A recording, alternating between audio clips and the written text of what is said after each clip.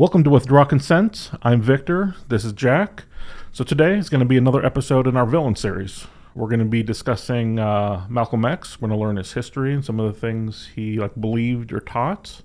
Later on, just kind of discuss, what we think of him. At the end of it, I'm going into this. I know very little. I've seen some quotes on Gab here and there, right? And that's basically my understanding. So I'm hoping to learn a lot too. So okay, so we're going to separate Malcolm X's life into three different periods. Okay. There's going to be the period where he was worthless, and he's going to say in that period that his mind was dead. We're just going to go through that as quickly as possible because we're not too interested. We just want to get a brief background. Then the next period, where he was the most influential in the world, was going to do with the Nation of Islam. Okay. And we're going to go through that also as quick as we can, but there's a lot of content there. Because what we really want to get to is this last year to year and a half of his life where he was able to just flourish.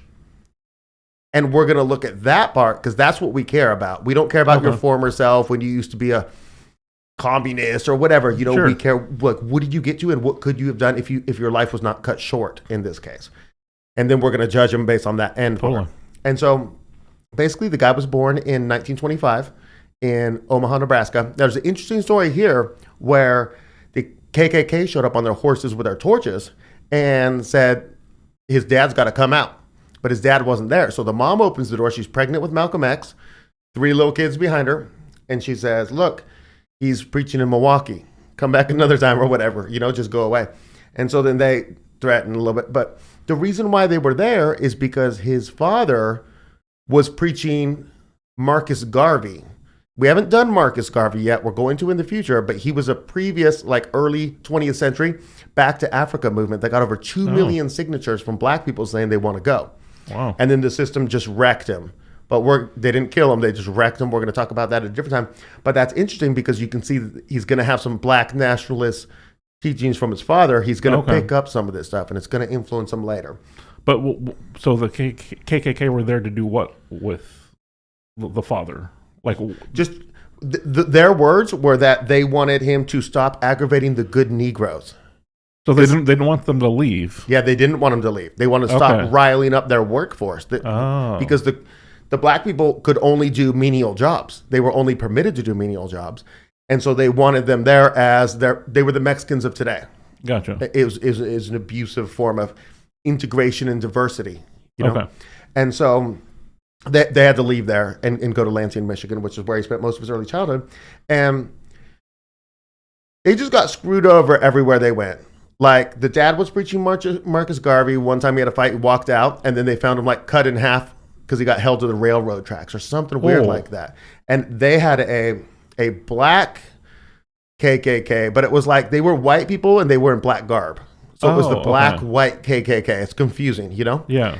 And so that was probably over the Marcus Garvey thing. The mother ended up going insane. White social workers are coming to their house, sowing division between the children and trying to get them to snitch on the mom. And eventually they put the mom in an institution and they separate all these kids because there's 8 kids total, I think. So you think this was all connected to the Garvey stuff? No, this is just various white people who just know that these Negroes are animals and they're just mistreating them. But just don't do that.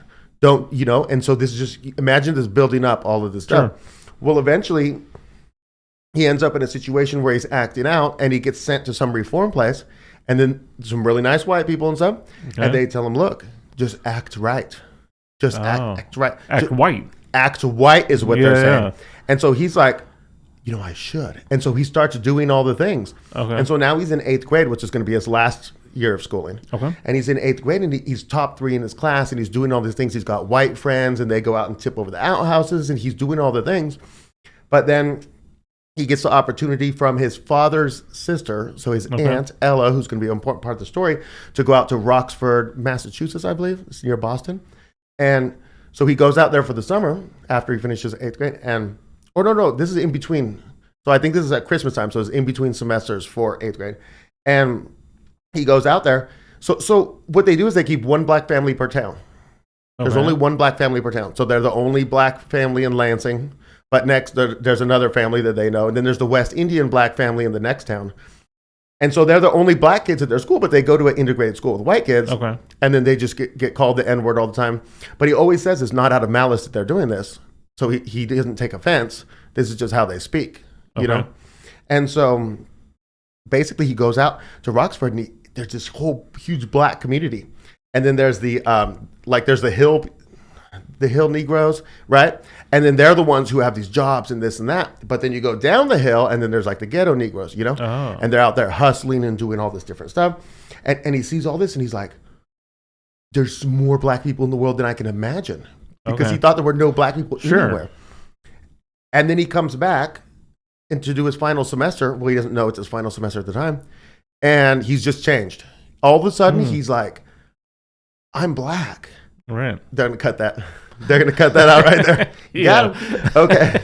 But so then somebody goes, hey, Negro, grab me that thing. And he just sits there and just glares at him. And they look at him like, what'd I say? Yeah. Because they have no ill meaning, but it's terribly disrespectful, you know? And so all of a sudden, nobody wants to be around him anymore because they're like, wait, he was dancing for us. Now he's not anymore. What is happening? We don't even understand. And they end up we want you away from us. Wow. We're over it because, so basically he finishes his last semester of his 8th year of education. And then he goes to live with Ella and he won't go back, but to visit his other brothers brothers and sisters have been separated into different families that took him in. Mostly those little black families from the neighboring towns took 1 or 2 each, basically, is how it ended up.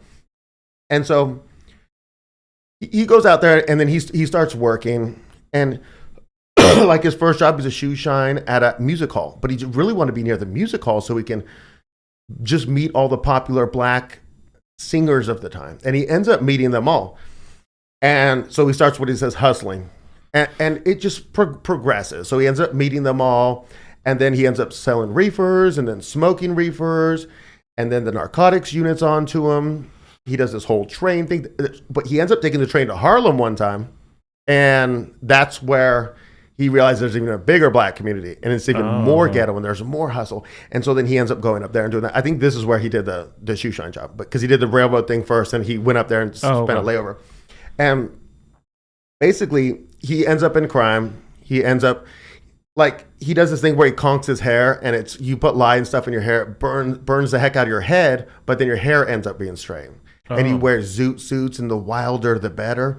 And at one point, he's walking through, Grand Central Station or something, and everybody's looking at him like, who is this weirdo? And he's just he's got it. He's that guy. Now, reflecting on it, he says, I recognize that I was the clown that they were all staring at. Okay. And with this bright red hair, because he's kind of like a red-skinned Negro, he describes himself. Okay. With a reddish hair. And so, which is the product of rape, because it's a mix. Grandmother was raped, and he had never had a grandfather, because that guy was just the rapist. And so he has the rapist blood in him, which gives him that complexion. And so, what happens is, he progresses through his criminality, and then he ends up wearing conservative suits and stuff because now he doesn't want to be noticed after the narcotics thing, and he's doing bigger and bigger stuff, not like mafia stuff, just hustling. Okay. He becomes the first over-the-road weed seller who follows bands around to get the narcotics off them using the railroad pass that he got as being a worker there for a while. He ends up selling harder drugs. He ends up using harder drugs. He does... Okay, I'm gonna go back and tell you a story. He ends up doing opium and what's the one that they're always snorting? Cocaine. Okay. So he ends up doing all that. But let me go back to Roxbury, where he had the story where he had met this. He's so honest in it. All of this you can find in the Autobiography of Malcom X, which is the first reference below. So it's either a book you can pick up. I did the Audible version, but I got the reference link below. And he tells stuff that's just painful for him to tell. Like, for example, he was working at this ice cream parlor place, and this real conservative black girl came in all the time named Laura, I believe, and he would start talking to her, this and that, and then she would come in to read because she was just a schoolgirl, and eventually she would just not read. She would just talk to him the whole time. He invited her to a dance to do the Lindy, which is the Lindbergh. That was the dance of the time. Okay. And they do that. It goes great. Eventually, they end up going again. Ella's so happy about this because this is a nice conservative black girl from one of the hill people. Okay. I just don't want to say that other word too much, you know? Yeah. And so she says, hey, you're going to take me a second time, weeks later. And he goes over to her house, and the grandma's furious. And then the girl comes out, and she says, look, I told my grandma that I'm going to drop out of school and get a job and leave here if you don't let me go out to dances, because the grandma was really Christian. Okay. And so he takes her out. They do the dance thing. At the end of the night, there's a blonde woman looking at him. He ditches Laura right there, goes for Sophia.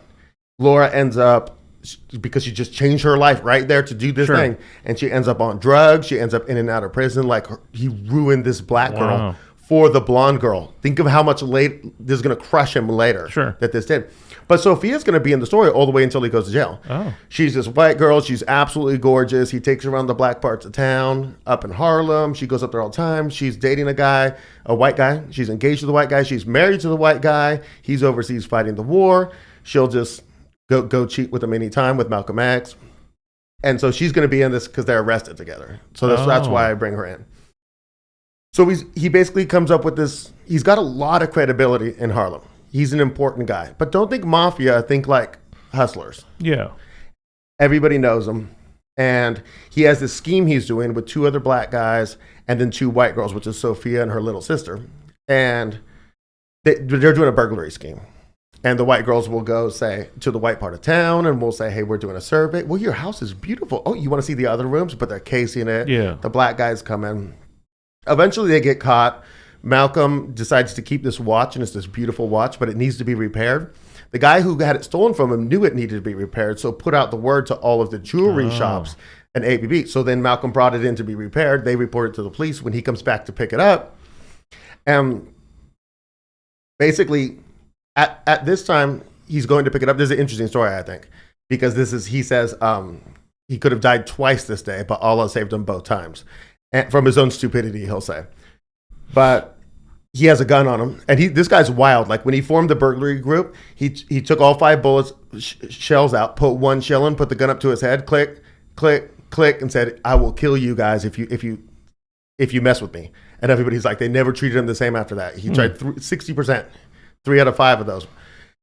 And so the detective, he's going at the jeweler. The detective walks out the back, and the detective says, "Hey, step in the back with me, bud." And he's like, okay. But then a black guy comes in the front of the shop. The detective turns his back to Malcom and says, "Hey, what are you doing here? What are you doing here?" to the black guy who walked in. And he's like, "I could just cap this guy right now." And so he taps the officer and he says, "Officer, I have my firearm right here. Would you mind taking it?" And the detective turns around like, yeah. And he takes it. 2 other detectives step out of the wings who are hiding. So he would have died that day even if he killed the officer.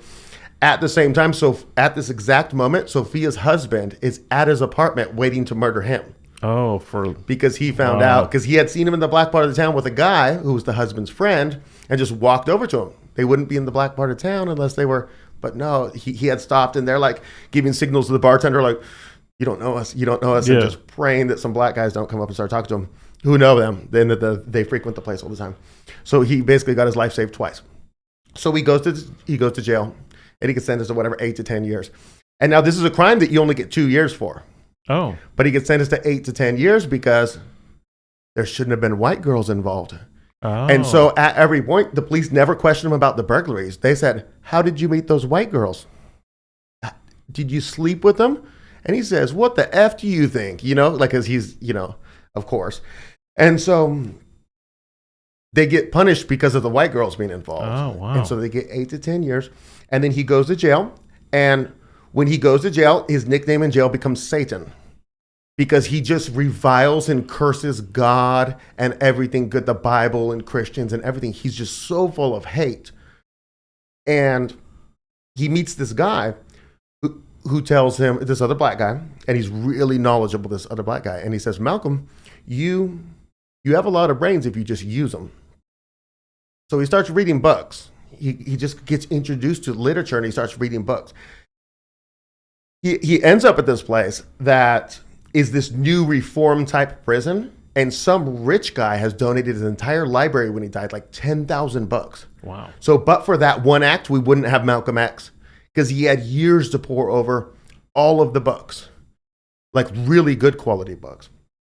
So his little brother Reginald writes him and says, "I found a way to get you out of prison. Stop eating pork and stop smoking." Now we're going to go into the second phase of the story, which is the Nation of Islam part. Okay. Reginald comes to see him a couple weeks later. He smokes cigarettes for the rest of the day, then stops, doesn't ever eat pork again. And Reginald comes and he says, I got this guy, Elijah Muhammad, who's the founder of the Nation of Islam. And he said, let me pitch this to you.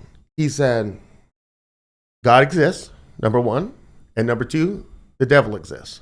But the devil exists here on this earth. It is white people. White people are the devil.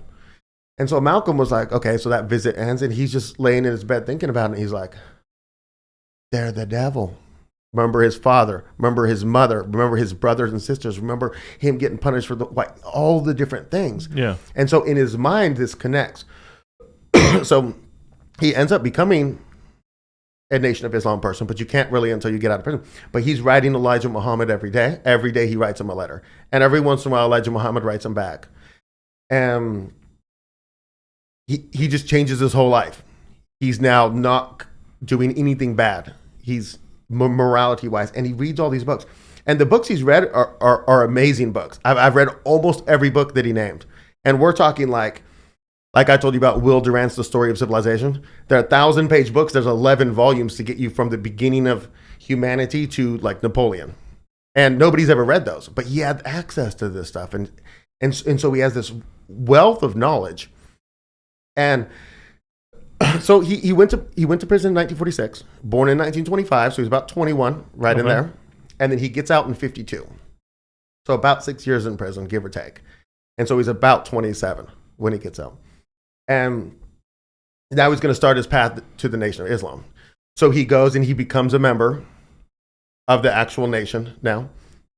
So this is a form of Islam, but it's not Islam itself. Okay. It's an offshoot. It's American made. At the time, there weren't Sunnis in the United States. So these people were kind of making it up. They had the Quran. They would do the prayers. They understood that there were prayers in English and Arabic, but they don't even know the prayer position. Oh, they don't know that he's going to go to the Middle East later, and they're going to be like, you don't know how to pray? You've been a minister for 12 years, but they just don't know. Yeah. And so Islam doesn't teach the white people are the devil. This is their version of it here. Mm. Islam allows you to smoke. They don't allow you to smoke in the Nation of Islam. So there's differences. And Nation of Islam is not accepted by actual Islam, mainstream. Orthodox, they call it Islam. Because it's an offshoot. And I mean, it has some wild stuff. Like if I could just briefly tell you a story. Here's how white people came to exist. So there were only black people in the world. And then there was this guy, Yaqub. And think about Loki here. Yaqub is trying to do some stuff, and they say, nope, out, get out. So he has to get out with 59,999 followers who all go to the island of Patmos, which is where John will have the revelation later. This is before, this is 6,600 years ago. And then he decides to trick humanity. So he takes and he does this, uses this advanced science to have all these black people so that sometimes they have brown babies. If they have black babies, they put a needle in their head and then burn them after, cremate them is what I mean, after they're dead, because they kill them with the needle. And they tell their parents that they went to heaven to prepare a place for you. But then they get all the brown babies, and they have the brown babies with the brown people when they grow up. And over a 200-year process, everybody on the island's either black or brown. They kill off all the black people. Now you have brown people. Exact same process for the next 200 years to get to red people. Exact same process for 200 years to get to yellow people. Exact same process for 200 years to get to white people. Now they've manufactured white, yellow, red, brown, and black was already there. Who've gone off, and the white people have gone to live in their caves in Europe. And it's just stupid. Wow. I'm sorry. This is a stupid story. And he only lived to be 125, Yaqub, so his other people just followed him and kept doing it. It's not like he lived the whole time. But this is a nonsensical story. Yeah. See, if you tell me that there was an incident at the Tower of Babel where men tried to become God, and God split them up magically. He split them up in an instant with the different colors and languages in different parts of the world. God can do that. Okay. Through science, they manufactured an exactly 200-year period. I'm sorry, it's a stupid story. I would be out on Nation of Islam just for that. Okay. So he works his way up throughout this Nation of Islam. And he just starts as a regular person, and then he's like, hey, we can go recruit more people. Now he's trying to go recruit like other hustlers, drug addicts, and stuff like this. He eventually becomes like an assistant minister. Then he's sent by Elijah Muhammad to start a new church over here. So is he working under Elijah Muhammad? Under Elijah Muhammad, yeah. And because he's in control of everything. And so he ends up going to different cities and doing that recruiting. And then once they recruit enough people to fill a temple, which later they're going to be called mosques, then Elijah Muhammad sends a minister there, and now they have that. And then Malcolm X goes to the next city.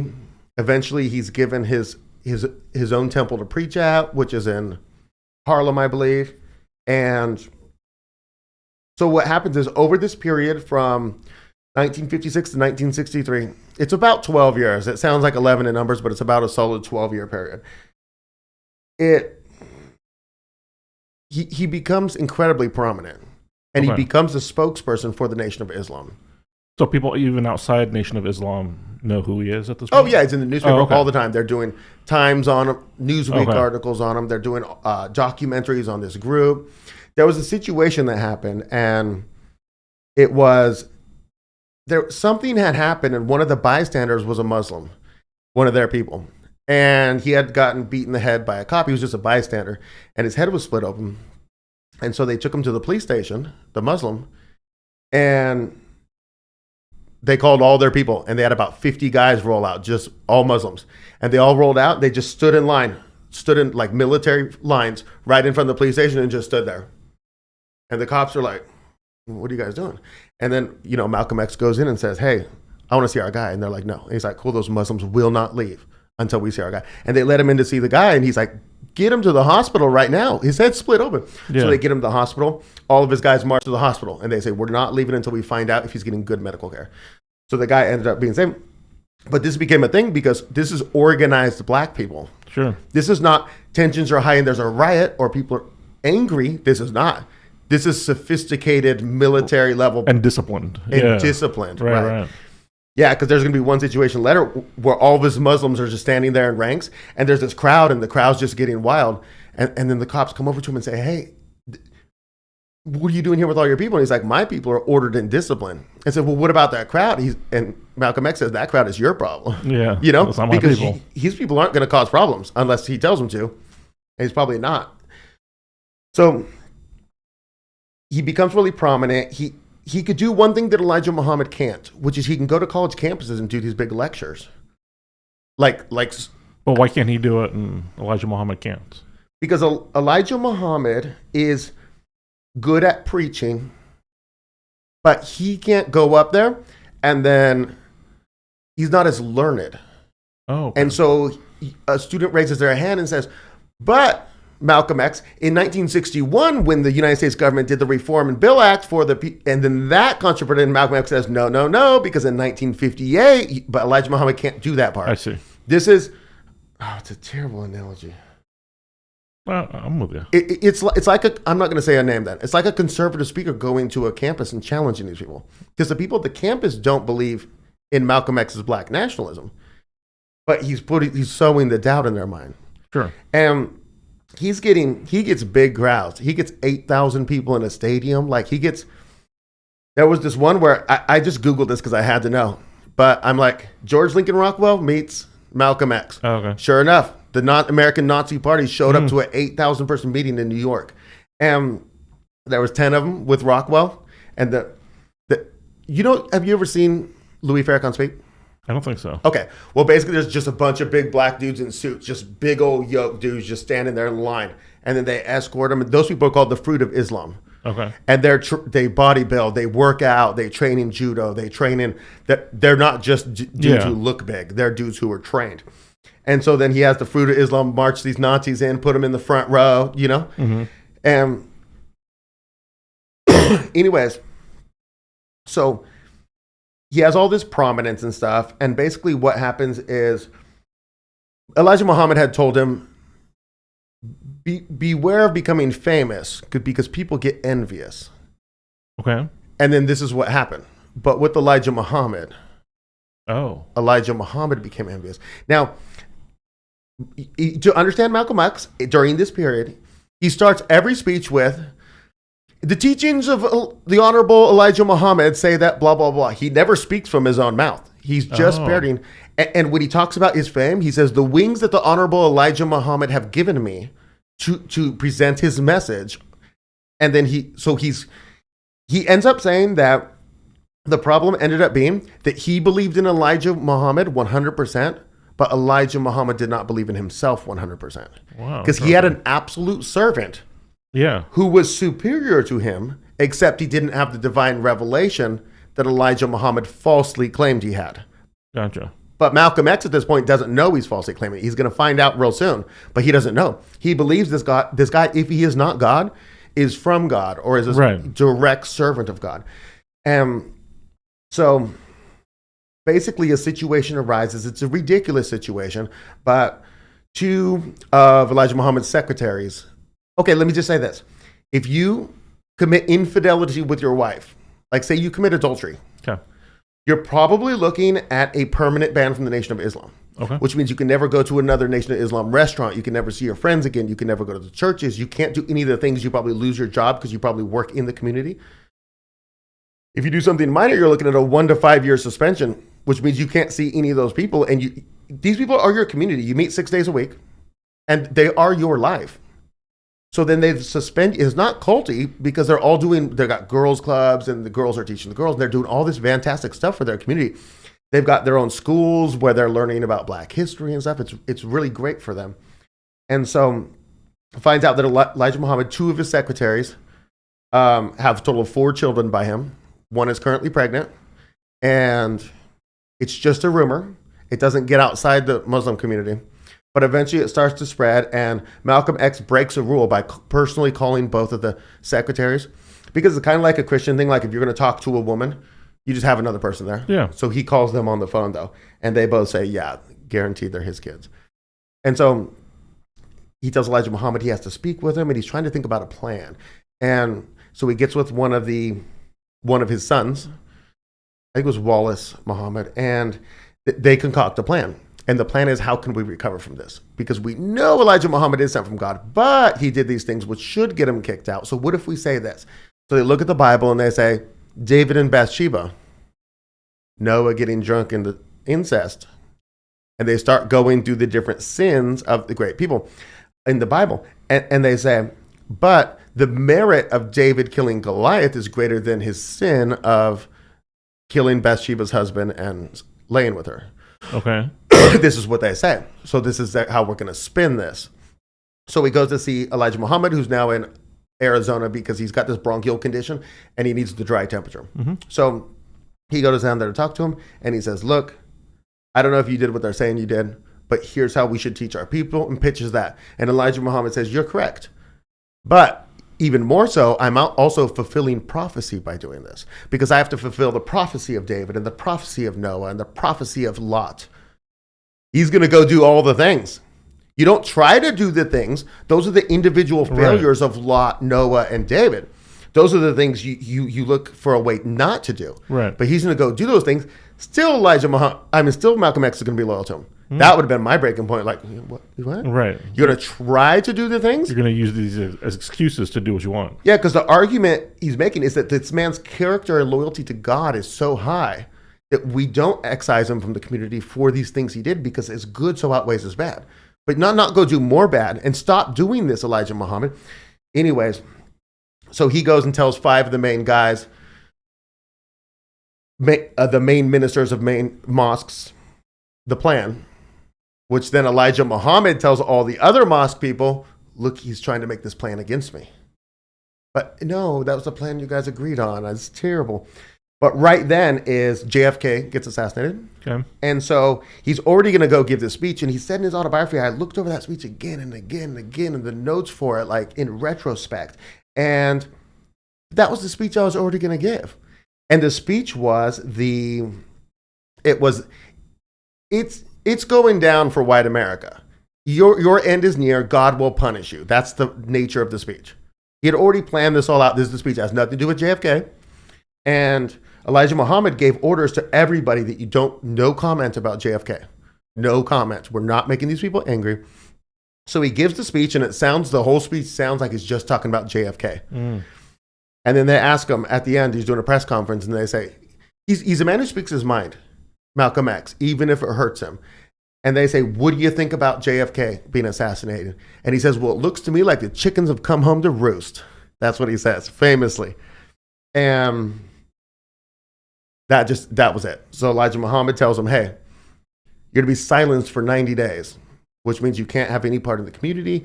And he's like, okay. He's like, I submit. I submit to your will. I submit to the will of Allah. And like, pretty sure it was 90 days. And so he goes to do a thing. So he's going to go on vacation with his wife because everybody's telling him he looks haggard. This dude works. Like, he said, the only way I could work more is if I had 2 bodies to do the work. So he's flying all over and doing all this stuff. So he's like, he's going to take his wife, Betty X, who I didn't really mention, but she's awesome. And they're going to take their daughters, and they got invited down to Florida to see Cassius Clay before he fights.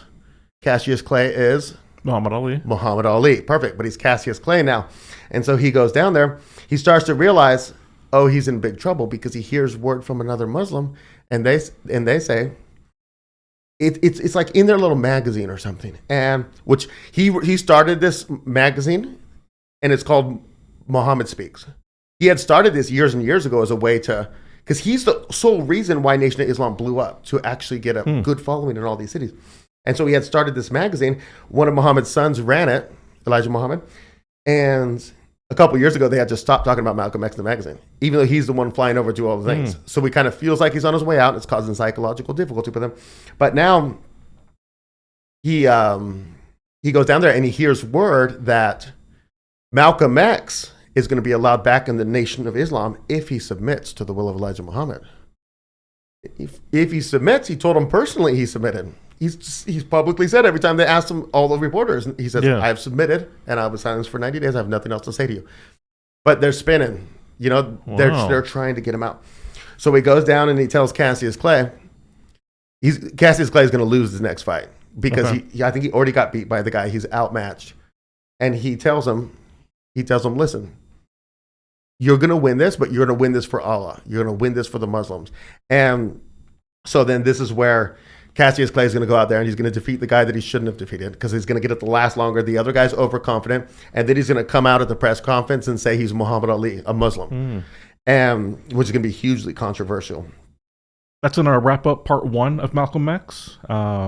Please tune in tomorrow where you're going to see this wrapped up and see his final form that he's going to kind of evolve into. And we'll see how the story ends. Catch you tomorrow.